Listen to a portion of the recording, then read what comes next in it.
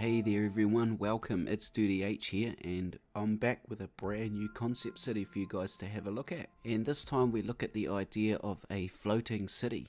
And the idea of a floating city is by no means new. Humans have a long history of living in communities on the water.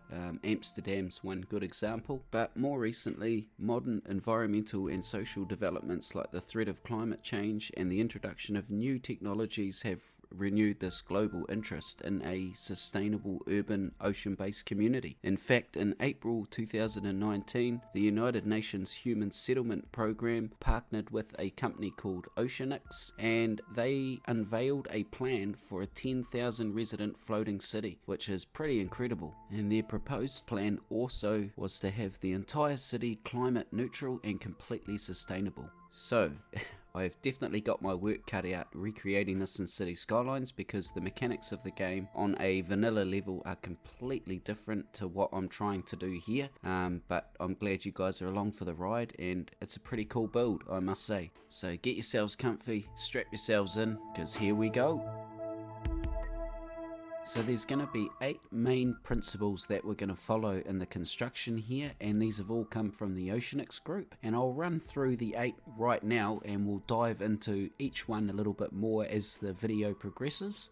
So the number 1 principle is modular construction. The city would be prefabricated offshore and towed to the ocean to reduce costs. Obviously we don't have to worry about that one too much.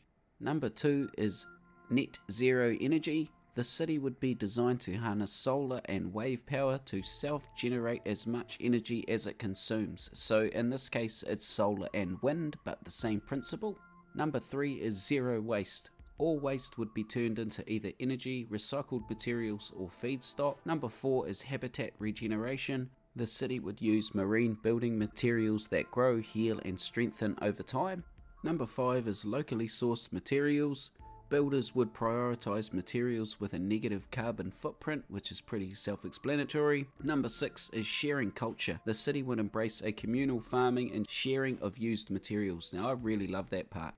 Number 7 is shared mobility. Transportation modes would be integrated to reduce transportation demand.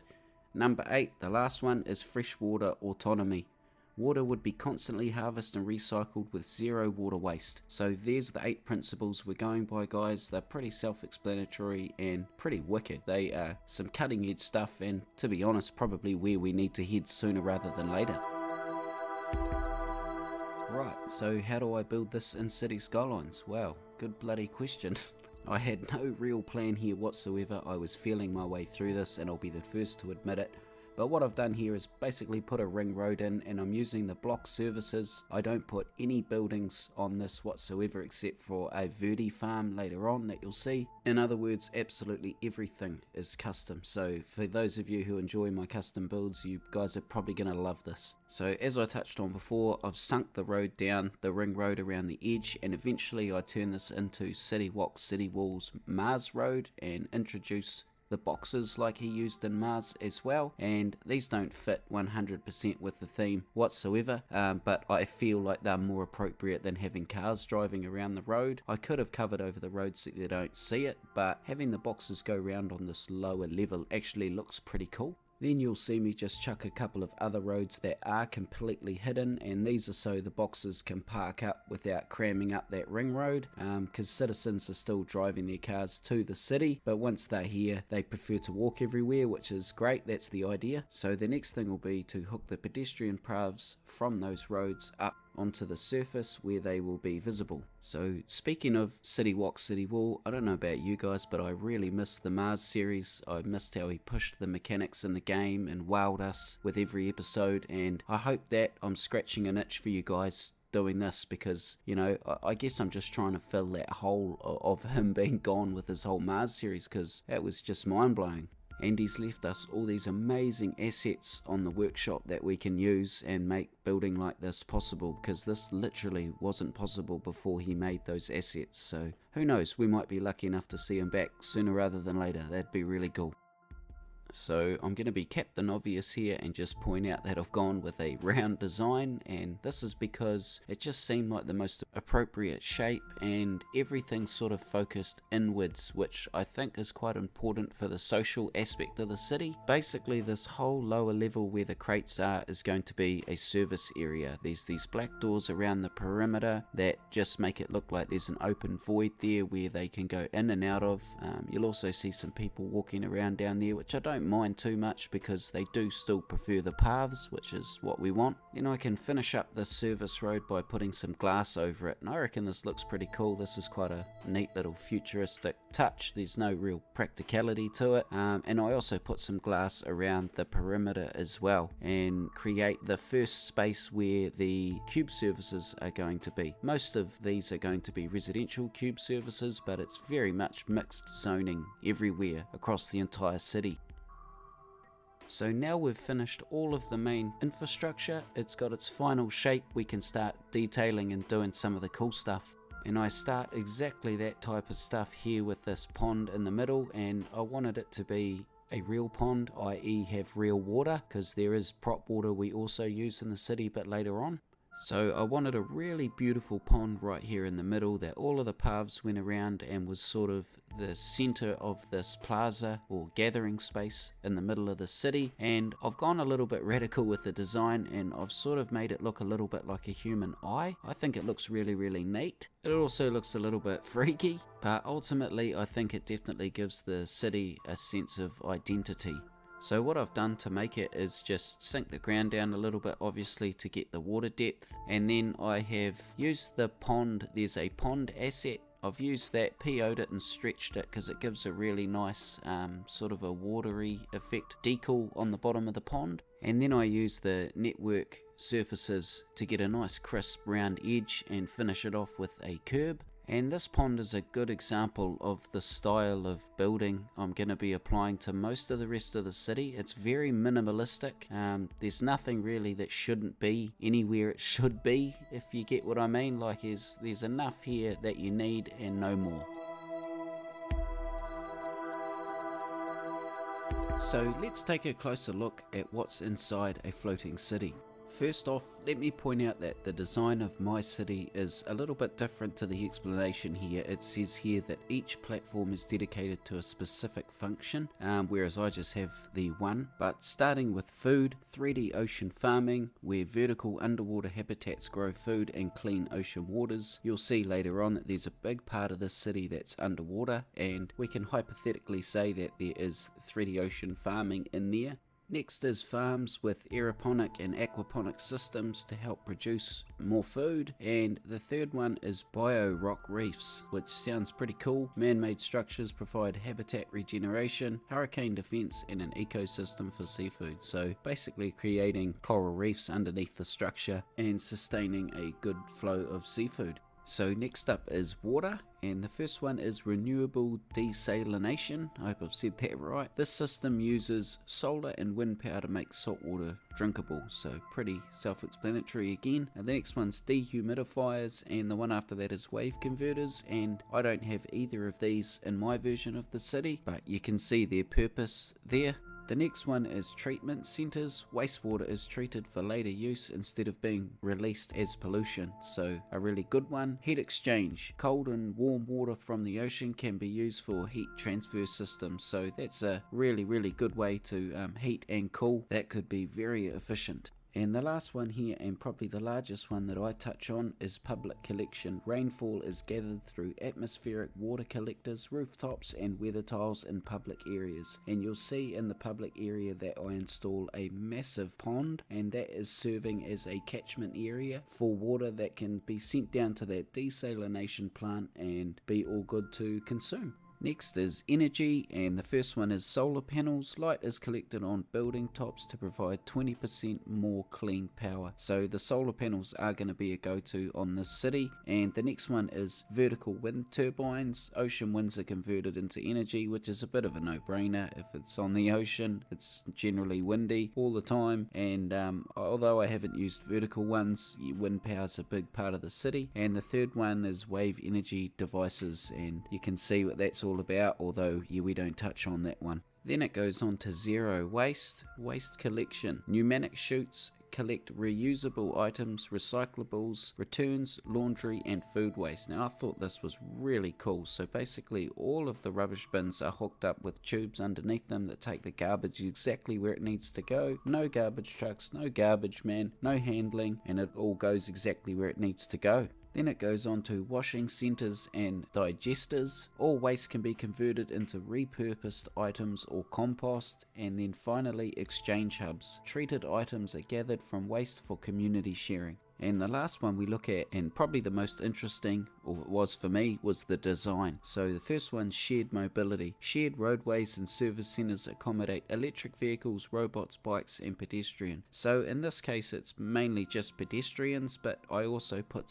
a little wee linear public transport thing in later on with PO that you'll see. And the next one is close-knit hexagons. Design allows for 60% of trips to be made with eco-friendly transportation. So that's more like 100 in my one. Everyone's walking everywhere. You'd be silly not to. There's even bikes around the place, which is cool. So mixed use spaces. Each platform provides a space for living, working and gathering. That's so cool. Local materials. Building materials are sourced locally to create durable and carbon negative infrastructure. So again, I can't recreate that in City Skylines, but it's all great information. And finally, net zero design. A system of solar protectors and cross ventilation simplifies building and cooling systems. So you will see a little bit of this later on in the build. I've left air gaps at the back of some of the large panels of glass that span over 30 meters above sea level. But basically that's it for design, and it all makes so much sense when you read it like that, but it's all brilliant at the same time. And I guess this is probably as close as you could get to the perfect community if they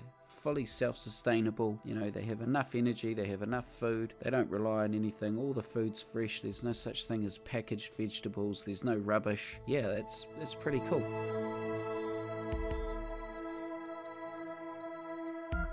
So while I was running through all of that in the background, you've seen me basically just build all those public spaces in the middle here. And these are all just for social gatherings. There's a couple little shops that you see me putting in here, but not too much really. They might be more like gyms and things like that. And you would have also seen me install these white diagonal arches. And if you're wondering where they're from, they are CityWalk City Walls decorative networks. They can be quite difficult to work with, and I'm not going to explain why. You'll just have to get them and try. But obviously, if you can battle through that, they're well worth it. They're amazing, and I've used them right throughout the city here to create these white arches and just try and give it a really nice sort of geometric and futuristic look. And if you guys have seen my series Araceli, they'll probably look quite familiar. I have sort of copied the same design, and I'm not ashamed to admit it. They look great. So now you see me start to install that public transport that I touched on earlier, and this isn't really transporting anybody anywhere. It is purely for aesthetics. I've used Simon Royer's PO modules to make a little pod car move through a tube. And look, I'm not a scientist, I don't know any mechanics behind this. I've just tried to create a really futuristic and very simple transportation system from one side of the city to the other. It's very linear. The way that I see it is less moving parts, is less maintenance and all the rest of it. I guess this is really just for those who lack mobility and can't walk for whatever reason, and it's bloody cool. It's cool as I really like the animation that it's added to the city. So because the way that the PO modules function works, I've had to add in this like block at the junction here so that you can't see the pod car that's moving up merge into the one that starts going horizontally. I would have loved to have been able to make an animation of it going up and then sideways, but it's not possible at the moment with the modules that are available. Also, if you're wondering where these round glass tubes come from, guess what? CityWalk City Wall again. Like I said, he's got all these amazing assets, and this glass is part of his Hyperloop. Now you guys will see me start to install these big white arches that create these big spaces, again public spaces up on the top level, and these are the networks I was speaking about from CityWalk City Wall. And just quickly guys, I've got to apologise for the picture-in-picture. The reason I've done that is because I've had so much footage, and if I cut some of it out, it didn't really make sense when we moved on to the next one, so I've just had to try and compromise and squeeze it in. So if it's rattling your brain a bit, I apologise.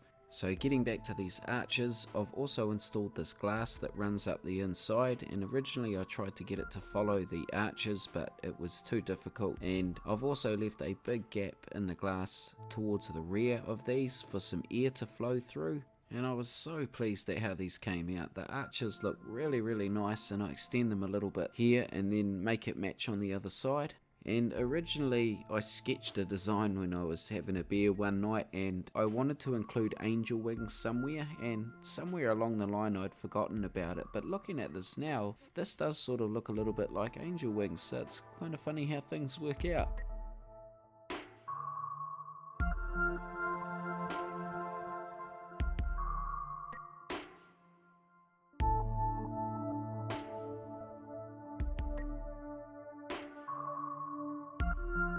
So there's two main reasons why I decided to build up on the second level and go up the way that I have, and the first reason is it creates more public space, and it also creates some pretty cool views from that third level. It's approximately 40 meters above sea level. And the second reason is I'm going to attach some big like wind turbines to the back of it, because this would catch a lot of wind being this high above the sea. And the rest of what I do here is basically just detailing the area, and again, the minimalist look is what we're going for here. So I just basically focus on decals, some tiles on the ground, I put some more gardens in, and very simple things like tables and maybe a couple of little adverts here and there advertising city parks. And I also put in a solar powered elevator. And eventually I get pedestrian paths going through here, so real citizens are walking around.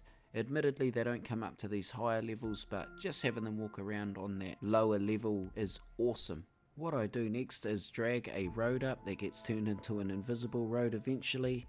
And this is giving access to a university. My city is screaming out for one, and this gives me a good reason to get more people walking around on this top level. And again, I've just used that cube service for the university, and you'll see me hide both the road and that cube service pretty crafty later on. So next I move on to building, well, I figured it would need some form of helipad out here or something like that, because obviously they'd need to get back to the mainland at some point. And I don't know, maybe another version of this has like jetties for boats and stuff as well, so that there's more options to leave. But I feel like this is a little inadequate. There would probably be a bigger setup if this was to be more realistic, but I've stuck with this because it's easier to build and it's still given the same vibe. And I decided to build this in a manner that I can animate it with the procedural objects, much like we did with the public transportation. So basically I build it so that a couple of sliding doors can open and a helicopter can pop in and out, and again, it doesn't really serve any purpose other than to look pretty cool. Then you'll see me use City Walk City Walls Mars Road Network. It's the tunnel that goes over the road, and I just pop this over the road to hide it. And then I put, like, I think it's the vanilla botanical gardens building or whatever, but that's what I've decided to use to cover the university, and it's appropriate here. It just looks like a greenhouse. They'd be having, you know, those aeroponic and aquaponic systems in there that we touched on earlier. So I use the building and position it so that there's a path coming straight in the front door, and it also looks like the road tunnel is coming out the end of the building, which is pretty cool. I never planned on it being like that, but it's worked out well. And you'll see me carry on the pedestrian path around the edge further along the second level.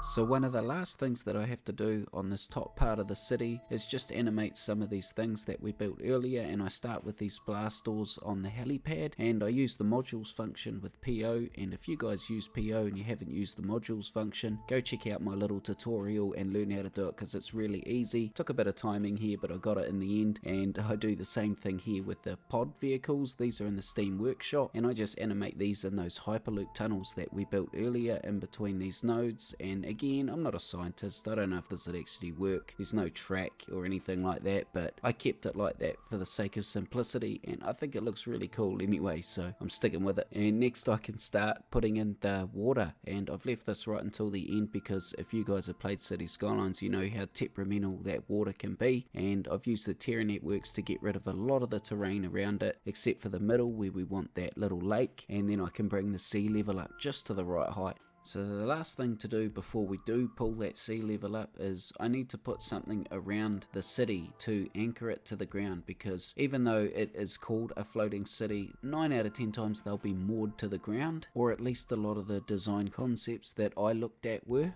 And I end up using the same building, or those twin towers we've got up on the surface. I use that same building with procedural objects and make it way more obese so that it fits in a bit nicer to the shape of the city. And then I start to adjust the scale of it a little bit, because I want from the bottom of the grass network on the edge of the outer ring of the city to go inwards and then down to the sea level. And this is so that any incoming large swells sort of get pushed downwards towards the sea surface rather than up across the side of the city. And I guess there'd also be a lot of the mechanics that actually run the city in this part of it, like the seafood, the 3D ocean farming that we were talking about maybe in here. There could be large storage units for the solar power, and this would also be where the waste sorting facilities and where all the pneumatic tubes run to. And as much as I would have loved to have made it completely floating, the mechanics of the game make it very difficult to do that on a city of this scale. But nevertheless, I think it looks great, and it does line up with a lot of the design concepts that I was looking at. And once I pull the sea level up here, it looks really, really cool. It sort of all comes to life at that one moment. And with all of that now done, we move on to the very, very last thing that we complete in the city, and that is adding some wind and solar power. I found these really cool wind turbines on the Steam Workshop and turned them into procedural objects, and I also tried to animate them as well with the same shape, cut down so it was just the blade, and failed massively. It turns out the center of the object is right at the very bottom of it, and it got stuck underneath and took me quite a while to take out. So I end up using a little glowing cube and turn that into a blade. And even that was quite the struggle to get to rotate in the correct way, and eventually I got it and looks pretty cool. I just need to speed it up a bit, I think. Then I go ahead and add a whole lot of solar panels to the tops of the buildings that we had already created in the city, namely these big towers here, some of the shops down on that ground floor around the public transport, and also I put some around over by the helipad. And I would imagine the real life version of this would probably need far more, or would need to at least be supplemented by some form of, or some other form of energy creation, like a wave generator for instance. But I didn't want solar panels everywhere ruining the look of the city, so I've just stuck with these few for now.